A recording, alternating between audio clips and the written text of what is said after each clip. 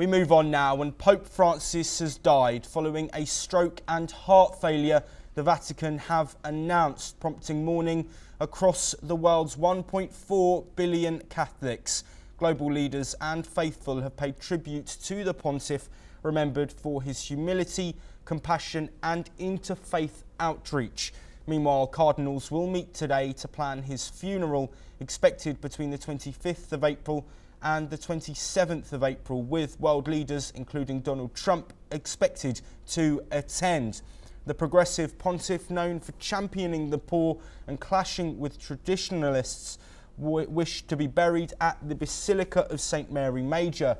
A conclave to elect his successor is likely after May the 6th, with 135 cardinals set to be eligible for the vote. His body will lie in state at St Peter's Basilica from the 23rd of April, following initial respects at his Santa Marta residence. Tributes are pouring in from world leaders following the death of Pope Francis. US President Donald Trump announced he and First Lady Melania will attend Pope Francis's funeral in Rome, sharing the news on his social media platform. Trump also announced an executive order to lower flags to half-mast following Pope Francis's death, calling him a good man who worked hard and loved the world at the Easter egg roll. Here is what Trump said. Just signed an executive order putting the flags of our country, all of them, all federal flags and state flags, at half-mast in honor of Pope Francis. So he was a good man, worked hard, he loved the world, and it's an honor to do that. Meanwhile, Brazilian President Luiz Inácio Lula da Silva and First Lady Janja will attend Pope Francis's funeral in Rome. Lula declared 7 days of national mourning, calling Francis a voice of respect and welcome. He expressed sorrow over the Pope's death and said the mourning honours Francis's legacy and impact on humanity across the globe. Meanwhile, Argentine President Javier Milei will also attend Pope Francis's funeral in Rome, leading Argentina's delegation. The funeral's date is yet to be confirmed. Milei, who declared 7 days of mourning, shared a tribute on social media, honouring the Pope's wisdom and kindness. Flags will fly at half-mast in Argentina as well. Well, joining us to discuss the developments that we've had from the Vatican and the continued period of mourning being felt across the world is Spencer Critchley, a Democratic communication strategist from California.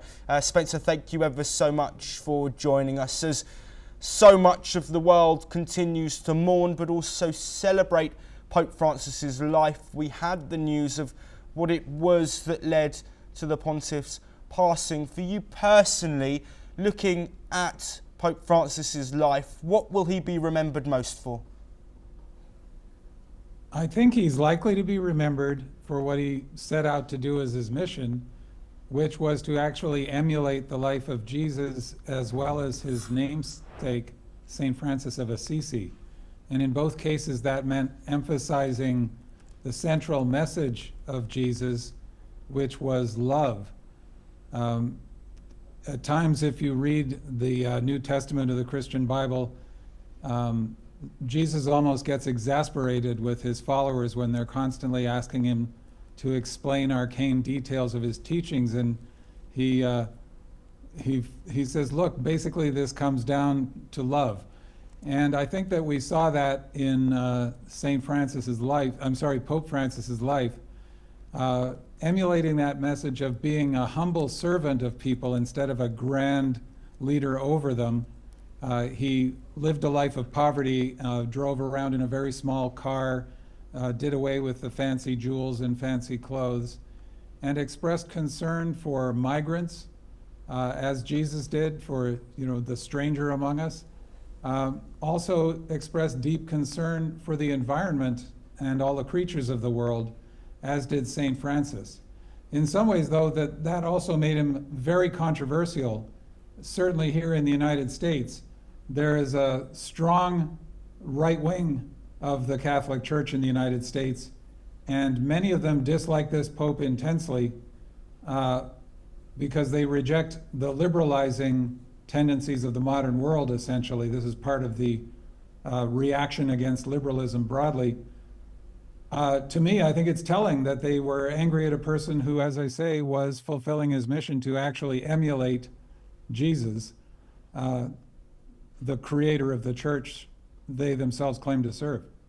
Yes, Spencer, we are unfortunately running shorter on time, but just to finish our discussion, of course, as much of the world is in mourning, preparations for Pope Francis's funeral, and then his successor will start in the coming days. What do you think the next Pope will need to do to continue the work that Pope Francis carried out, as you said, that may have caused some divide, but stayed true with his morals and his aims throughout his 12 years as the pontiff?